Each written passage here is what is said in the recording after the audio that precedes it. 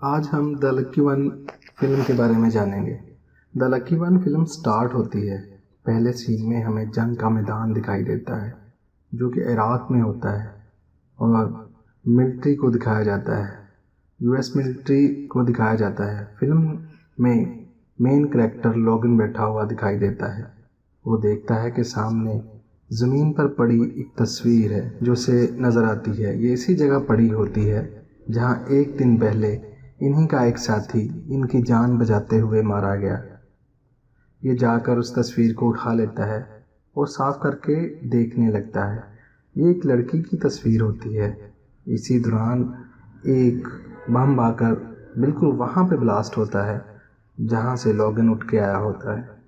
इसके बहुत से साथी मारे जाते हैं पर खुशकिस्मती से इस तस्वीर की वजह से लोगन की जान बच जाती है और मामूली ज़ख्मी होकर हॉस्पिटल पहुंच जाता है।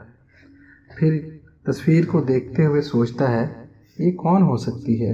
इसके बाद वो अपनी यूनिट के सभी साथियों से इसके बारे में पूछता है लेकिन कोई भी उसे नहीं जानता।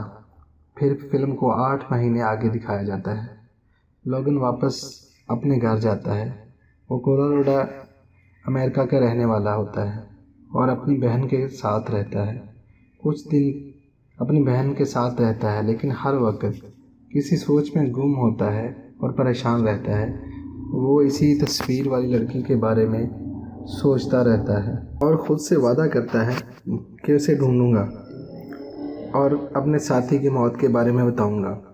फिर इसकी बहन पूछती है कि कोई मसला है तो मुझे बताओ, लेकिन लोगन मना कर देता है और फिर अपने लैपटॉप पर सर्च शुरू कर देता है क्योंकि तस्वीर पर एक लाइट हाउस की तस्वीर भी बैकग्राउंड में दिखाई देती है। वो इसके ज़रिए इस शहर का पता लगाता है और फिर उधर चल पड़ता है और अपनी बहन को वीडियो मैसेज में इसके बारे में बताता है। कहता है इसे ढूंढना आसान तो नहीं होगा लेकिन नामुमकिन नहीं है। फिर हम देखते हैं कि लोगन शहर के मुख्तलिफ लोगों से इस तस्वीर वाली लड़की के बारे में पूछ रहा होता है लेकिन अभी तक इसको कोई क्लू नहीं मिलता। फिर उसे शहर का शेरिफ मिलता है और बताता है कि इस लड़की की शादी मेरे दोस्त डिप्टी शेरिफ के साथ हुई थी लेकिन अब इन दोनों में तलाक हो चुकी है और फिर इसके घर का एड्रेस दे देता है। अगले सीन में हम देखते हैं कि लोगन इस लड़की के घर पहुंच जाता है और उस लड़की को देखकर हैरान रह जाता है। फिर वो लड़की अपना नाम बैथ बताती है और लोगन भी अपना नाम बताता है। फिर बैथ अपनी माँ के साथ रह रही होती है जिनका एनिमल को ट्रेन करने का काम होता है। लोगन वहाँ परेशानी की हालत में सोच रहा होता है कि बात कहाँ से शुरू करूँ, मगर बैथ खुद ही सोच लेती है कि शायद ये जॉब के सिलसिले में आया है और इसको जॉब पे रख लेती है। शुरू में बैथ लोगन को कुछ ख़ास पसंद नहीं करती लेकिन जब वो देखती है कि लोगन काम में काफ़ी माहिर है और अपना काम पूरी दिलजमी से करता है और इसके बेटे बहन के साथ भी काफ़ी वक्त बिताता है तो आहिस्ता आहिस्ता उसे पसंद करने लगती है। इसकी डिवोर्स के बाद ये पहला लड़का था जिसके साथ बैथ ने वक्त बिताना शुरू किया था और अच्छे रिलेशन बन गए थे। फिर बैथ का एक्स हस्बैंड उसके घर आता है और पूछता है कि ये लड़का कौन है, तो वो बताती है कि ये यहाँ काम करता है। तो वो बैथ को कहता है कि इससे दूर रहो और मेरे बेटे को भी इससे दूर रखो। फिर अचानक बैन भागता हुआ आता है। उसे खेलते हुए चोट लग जाती है और नाक से काफ़ी ज़्यादा खून बह रहा होता है जिसे देखकर बैथ बहुत परेशान हो जाती है और इसका साबका शोहर इसको धमकी देता है कि तुम बहन की ठीक से परवरिश नहीं कर सकती, मैं कोर्ट में जाकर इसकी फुल कस्टडी ले लूँगा, जिस पर बैथ काफ़ी परेशान हो जाती है। और अगले सीन में हम देखते हैं कि बैथ अपने लॉन में पौधों को ठीक कर रही होती है कि अचानक से सब कुछ तोड़ना शुरू कर देती है। असल में उसके भाई की बरसी आ रही होती है जिसे लेकर वो बहुत परेशान होती है। फिर वहाँ लॉगन आ जाता है और उसे बताता है कि तुम्हारा भाई बहुत अच्छा था और उसने बहादुरी से लड़ते हुए अपनी जान दी। फिर बेथ लोगन को अपने भाई की पुरानी बातें बताने लगती हैं और रिलैक्स हो जाती है। और फिर बेथ और लॉगन की बहुत अच्छी दोस्ती हो जाती है और दोनों एक दूसरे को पसंद करने लगते हैं। बहुत सारा टाइम साथ स्पेंड करना शुरू कर देते हैं।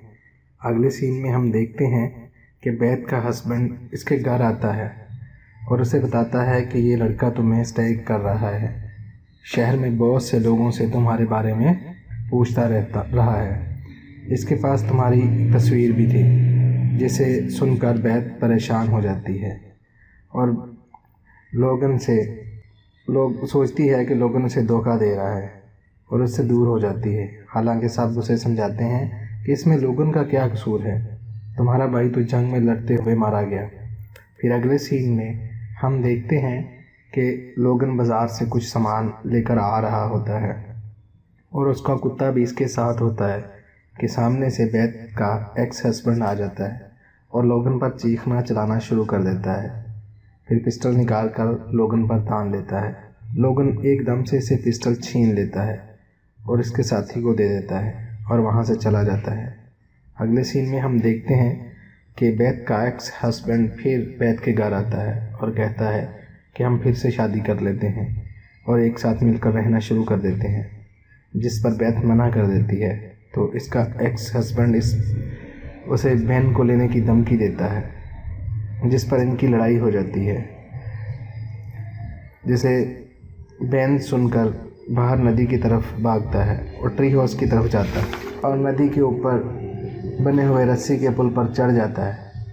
बहुत ज़्यादा बारिश आ रही होती है और साथ तेज़ हवा भी चल रही होती है, जिसकी वजह से बेन खुद को संभाल नहीं पाता और पुल के साथ लटक जाता है। बेथ और इसका हस्बैंड भी इसके पीछे भागते हैं। बेथ का हस्बैंड अपने बेटे को बचाने के लिए नदी में कूद जाता है और जाकर अपने बेटे को पकड़ लेता है। तभी वहाँ लोगन भी आ जाता है जो इनकी मदद करता है और बेन को हिफाजत से नदी से निकाल लाता है और फिर वापस जाने लगता है बेथ के एक्स हस्बैंड को बचाने के लिए। तभी ट्री हाउस ऊपर से टूटकर गिर पड़ता है और सीधा बेथ के एक्स हस्बैंड के ऊपर गिरता है, जिससे इसकी मौत हो जाती है और वो नदी में बह जाता है। इससे अगले सीन में हम देखते हैं कि बेथ लोगन का शुक्रिया अदा कर रही होती है और कहती है कि अगर तुम ना होते तो शायद मैं बहन को ना बचा पाती। जिस पर लोगन कहता है इट्स ओके और इसको एक बार फिर इसके भाई के बारे में बताता है कि उसका भाई बहुत बहादुर था, वो अपने साथियों की जान बचाते हुए मारा गया। और फिर वहाँ से अपना सामान उठाता है और चला जाता है। जब वो घर से बाहर निकल जाता है तो बेथ भी दौड़कर इसके पीछे आती है और कहती है लोगन तुम हमसे बिलोंग करते हो, प्लीज़ ना जाओ, यहीं रुक जाओ, और उसको गले लगा लेती है। फिर लोगन हमेशा के लिए वहाँ रुक जाता है। कैसी लगी आपको फिल्म की एक्सप्लेनेशन? प्लीज़ लाइक करें, सब्सक्राइब करें। Thank you for watching.